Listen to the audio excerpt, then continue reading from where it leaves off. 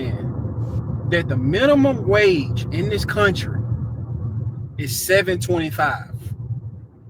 The minimum wage in this country is $7.25. I understand in certain states it might be 15. I think in California it's 15. New York is different places, but majority. Am I tripping, or is this guy from Ethiopia? Because when the hell was $7 minimum wage? Buddy, we're in America here. 25 cents. I understand in certain states it might be 15. I think in California it's 15. New York is different places, but majority of the states. And let me know in the comment section the state and city that you're in right now and what's the minimum wage. But majority of states and cities in this country, the minimum wage is $7.25, and people are working 40 hours a week. So what's that? Around $280 a week. $280 a week before taxes. And let's just do the $15, right? Because most people is around that $15, $16, $17 range. That's like $600 a week before taxes. And you wonder why so many people is struggling. You wonder why so many people can't save. So many people can't, create financial freedom for themselves. They can't get out this rut. They can't get out this hole. Because you make it $15, $16, $17, right? Those your fast food restaurants, your retail stores, your warehouse jobs. You might make a little bit more. Okay, so I double checked and I asked ChatGPT. So I asked ChatGPT because that's what I was looking at. Now, what he is saying is facts in terms of $7.25 per hour is the Fair Labor Standards Act. And it says it hasn't been changed since 2009 of July. But it says in many states and stuff like that, they have higher minimum wage. So my boy he did bring up something valid, but to then make all his numbers go off of $7.25, no. That's wrong. And you're going to get a lot of skewed numbers because, my boy, do you know anybody that makes $7.25? I know people that are 16 years old. They're not making $7. They're making $13. And like he said, let me know. If you make $7.25 out there, I might end up paying you. I'll give you a little $50. You know what I'm saying? Because if you still working under those conditions, I feel bad for you. Maybe it might be them immigrants in them farms. I don't know. Maybe the immigrants are following these standards, but I've never seen it.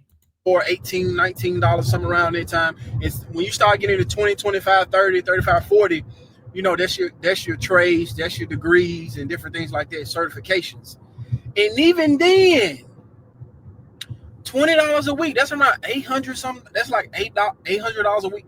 Bro, people cannot survive off $15 an hour, $7.25 an hour, because that's the minimum wage, 40 hours a week.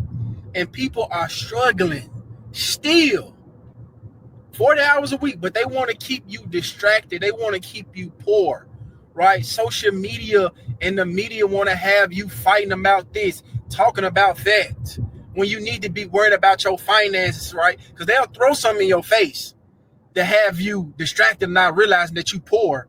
You finna get ready to get evicted. You can't even put food on the table. You making around $500 a week. And that's why all these trends are coming so popular that people are moving back in with their parents in their 30s, 40s. The van life, people living in their car, right? You got so many people that's going homeless right now. And they all right, my man's Reese. He said he used $15 to $16 an hour with his math. Oh, he's telling me to listen again. Oh, my fault.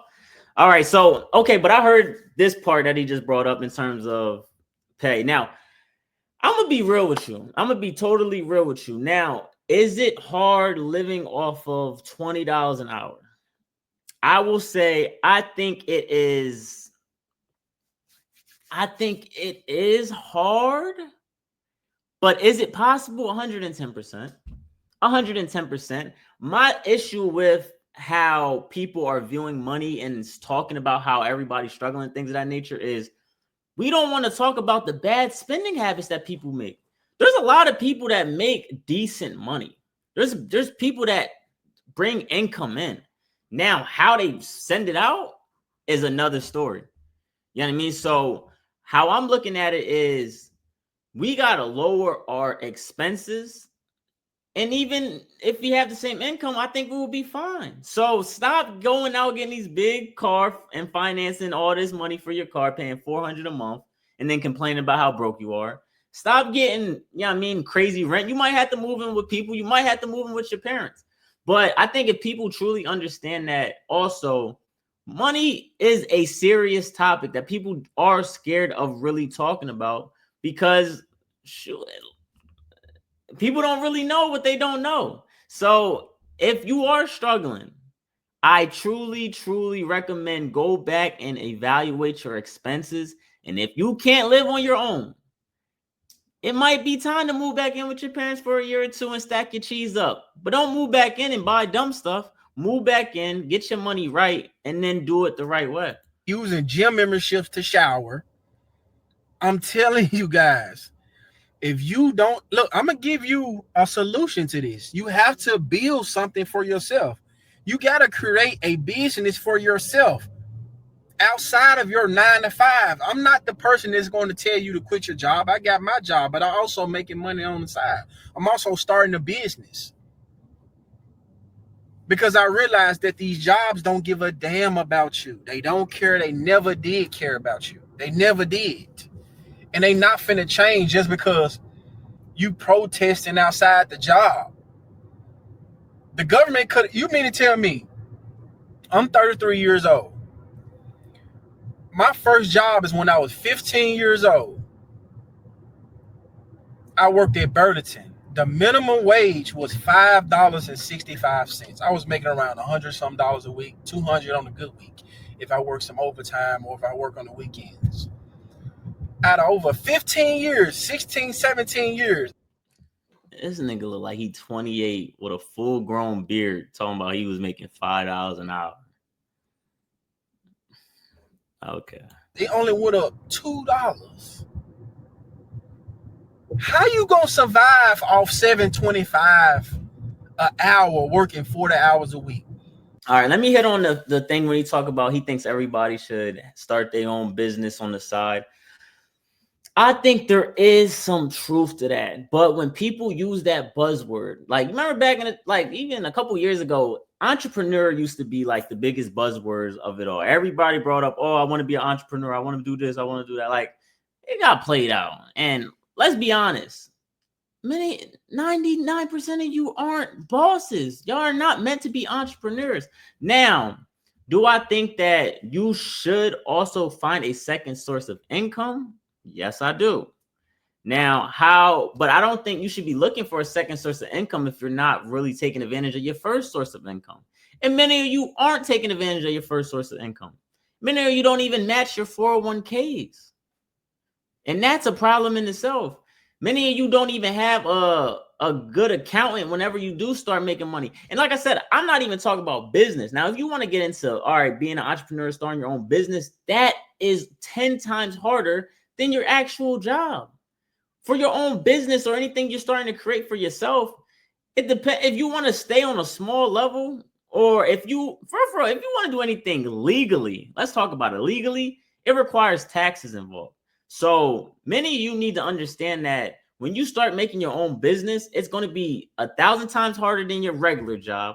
And also you're going to have to be 1,000 times more smarter than your regular job because tax purposes, you're probably going to have to hire an accountant. You're going to have to truly understand and value what it really means to have profit in your business. And is profit good? Because many people don't even understand that expenses is even more important than profit. But like I said, we can dive deep and I can really peel the onion back on a lot of stuff when it comes to business because that's what I do, man. Let me pop it a little bit. But I think that we should really key in on our job, making as much money as possible, working as much hours as possible at your main job before we get a side. So if you're putting your time in, you're getting as much hours as you want at your first job, you're maxing out that 401k, you're putting money to the side, then, okay, I got a little extra free time, then work on your little side thing you got going on, but never, never. And I like what he said, never give up that main job. It got to the point now where you have to work 50, 60 hours a week. You have to do overtime every time it come up. You have to get a second job and wear yourself out, right? And put your body through so much stress. That's why so many people got depression and people ready to crash out because they got to work 2, 3 jobs just to stay afloat, right? Making six figures is just surviving now, right? Especially if you uh got a family, you can still make good money around that wage if you budget your money. If you single, if you live below your means, yeah, that's probably the only way that you can see some type of a lifeline. But again, what are you focusing on right now? What did you wake up today thinking about? I disagree with him. I don't think depression more stems from working a job and working hard. I think it stems from relationships. I think relationships is probably the biggest problem that Americans have in general. The fact that I don't just think on a like a female to male connection is there anymore. Like, it's crazy. It's crazy. Even the dating market, how people can't stay together, how men and women just seem to not have, like, our views are just totally different. Like, we can't even agree to certain things. We can't compromise on certain things. And I feel like that is what's causing, because humans are meant to be around to enjoy for other humans. So the fact that nobody's together anymore, the fact that there's more single people than ever, the fact that a lot of women are raising kids by themselves, there's a lot of single family households. I think that's what's really messing with people's head more than a regular job, if we really want to get into it. Because we're not meant to be alone. We're just not. So that's I think that's a big issue that he's not addressing. But like I said, What are you arguing about? You need to be moving with some type of sense of urgency to build something for yourself, because you the only person that can save yourself. I don't really think you guys understand. Y'all put too much effort and thought and passion into jobs and other people to create financial freedom for yourself. You have to do that stuff on your own. And I don't want to hear everybody can't do this. Everybody, no, you can't do it. They can't do it. You can do it. You just got to put in the same 60, 70 hours you get to your 9 to 5 job. You need to be putting the rest of the hours into building something on your own. Okay, I ain't gonna lie. Me and my mans, we do agree on a lot of different things. He's saying a lot of the stuff I'm saying. And I want to talk to my men out there. If you ain't working at least 50 hours a week, you doing it wrong. I'm gonna keep it a whole stack with you. Now, I got another